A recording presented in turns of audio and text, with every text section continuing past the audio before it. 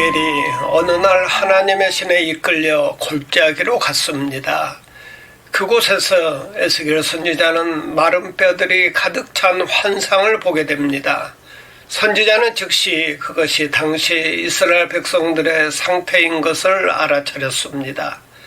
그때 이스라엘은 이미 기원전 580년경 바벨론 군대의 침략을 받아 많은 사람들이 바벨론으로 포로로 잡혀갔던 희망이 없는 민족이었습니다. 그런데 뜻밖의 이 환상의 골짜기에서 하나님께서 이스라엘 선지자에게 의외의 질문을 던지셨습니다. 인자야, 이 뼈들이 능히 살겠느냐? 아니라고 대답하면 선지자가 하나님의 능력을 불신하는 것이 되고, 그렇다고 대답을 하기에는 너무 현실성이 없어 보였습니다. 그래서 에스겔은 제3의 대답을 생각해냈습니다. 주께서 아시나이다. 여러분, 에스겔 골짜기에 널려있는 이 뼈들이 과연 살 수 있겠습니까? 저는 이 앙상한 마른 뼈들의 모습이 우리 주위에 예수 믿지 않는 사람들의 영적 상태라고 생각합니다. 사도 바울은 에베소서 2장 1절에서 믿지 않는 사람을 가리켜 허물과 죄로 죽은 자라고 했습니다.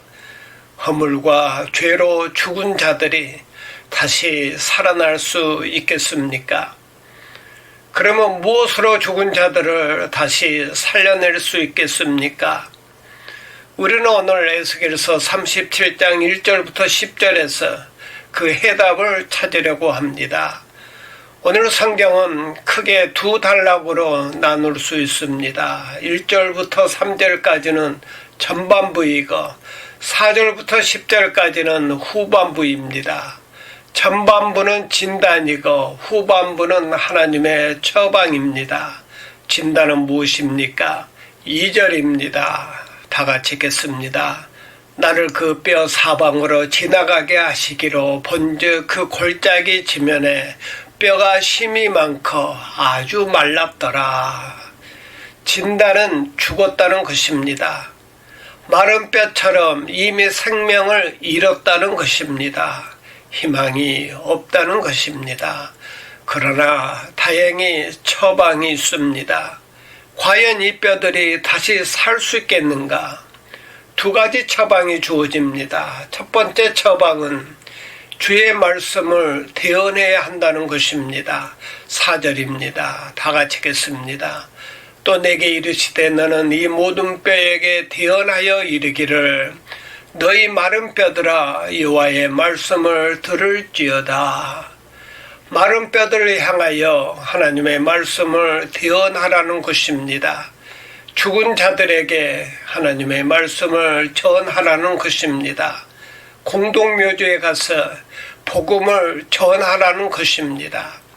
길거리에서 전도지를 나눠주면서 전도하라고 하면 얼마든지 할 수 있습니다. 그런데 공동묘지에 가서 무덤 속에 있는 뼈들을 향해 전도하라고 하면 그것이 가능한 일이겠습니까?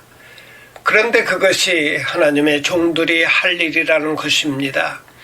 그리고 그 불가능한 명령에 순종하는 순간 기적 같은 일이 일어날 것이라고 성경은 약속하고 있습니다.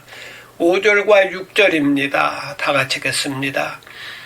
주 여호와께서 이 뼈들에게 이같이 말씀하시기를 내가 생기를 너희에게 들어가게 하리니 너희가 살아나리라.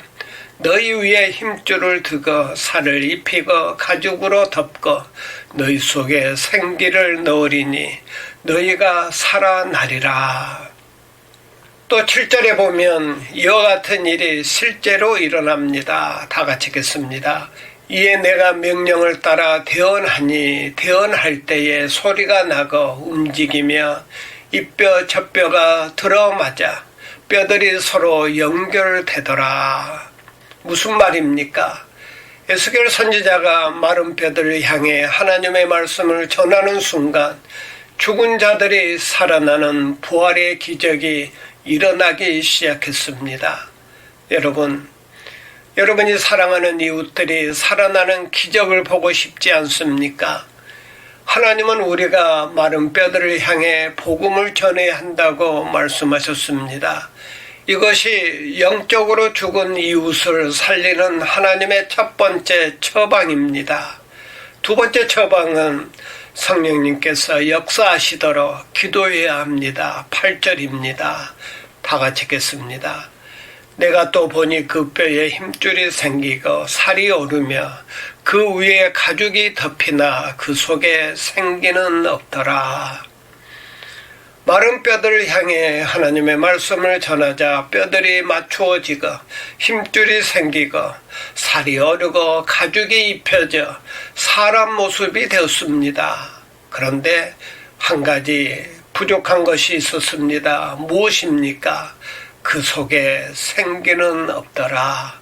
그래서 하나님의 두 번째 처방이 내려집니다. 9절입니다.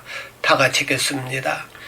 또 내게 이르시되 인자야 너는 생기를 향하여 대언하라.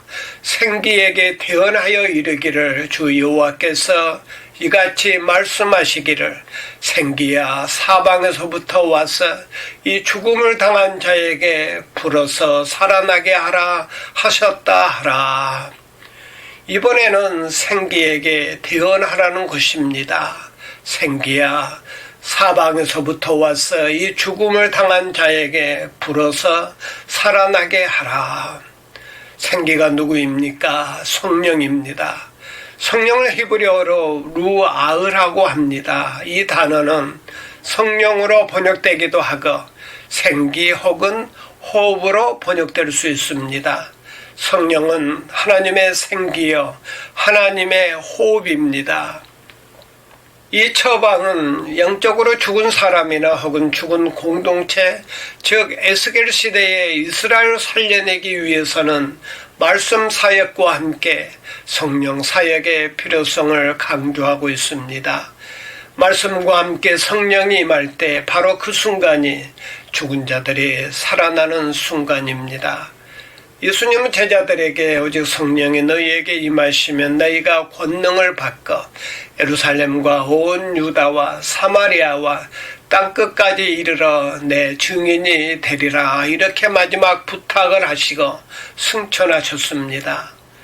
복음 전파를 위해 제자들은 끊임없이 성령의 도움을 강구하는 모습을 우리는 성경에서 찾아볼 수 있습니다. 사도행전 4장 31절입니다. 다 같이 읽겠습니다.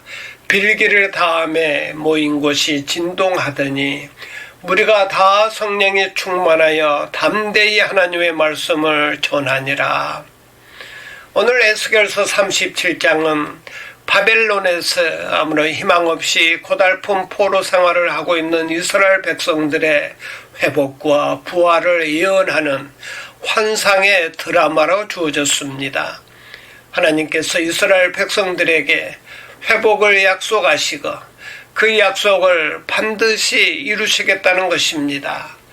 그러나 이 하나님의 약속이 이루어지기 전에 반드시 있어야 할 매우 중요한 일이 있습니다.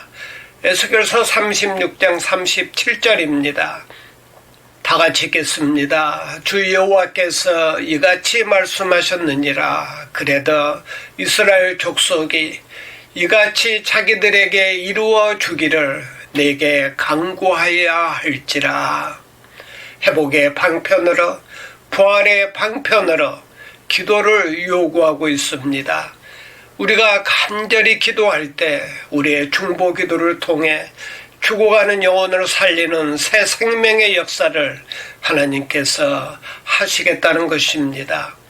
오늘 설교를 정리해 보겠습니다. 영적으로 죽은 자들이나 죽은 공동체를 향한 우리의 책임이 무엇입니까? 첫째는 하나님의 말씀을 전하는 것입니다. 둘째는 성령의 도우심을 구해야 합니다.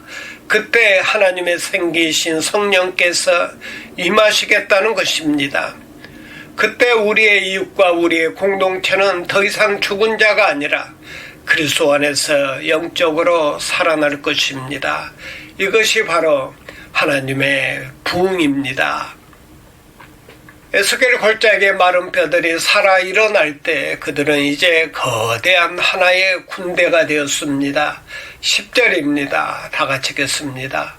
이에 내가 그 명령대로 대언하였더니 생기가 그들에게 들어가매 그들이 곧 살아나서 일어나 서는데 극히 큰 군대더라. 사랑하는 여러분, 그들은 이제 마른 뼈들이 아니라 하나님의 군대가 되어 하나님의 명령을 수행하기 시작합니다. 새 시대가 온 것입니다. 부흥이 돌아온 것입니다. 1907년 소수의 그리스도인들과 선교사 몇 사람이 자신들의 죄를 회개하며 우리 한국 땅을 위해 중보 기도하고 전도하기 시작했을 때 저 유명한 평양 대부흥의 역사가 일어났습니다.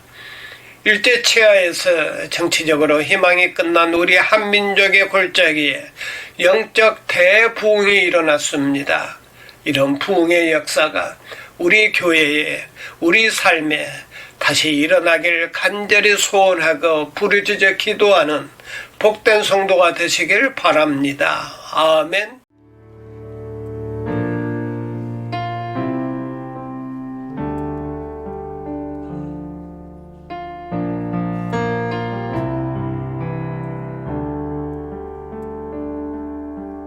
세상 모든 민족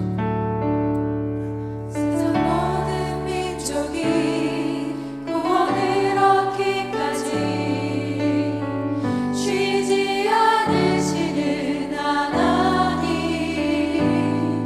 주의 심장 가지고 우리 이제 일어나 주 따르게 하소서.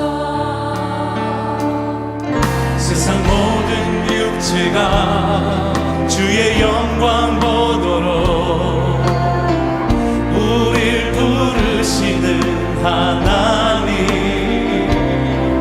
주의 손과 발 되어 세상을 치유하며 주 섬기게 하소서. 우리 바다 덮음같이 우리 바다 덮음같이 여호와의 영광을 인정하는 것이 온 세상 가득하리라. 우리 바다 덮음같이 우리 바다 덮음같이 우리 바다 덮음같이 세상 모든 민족이 세상 모든 민족이 구원을 얻기까지 쉬지 않으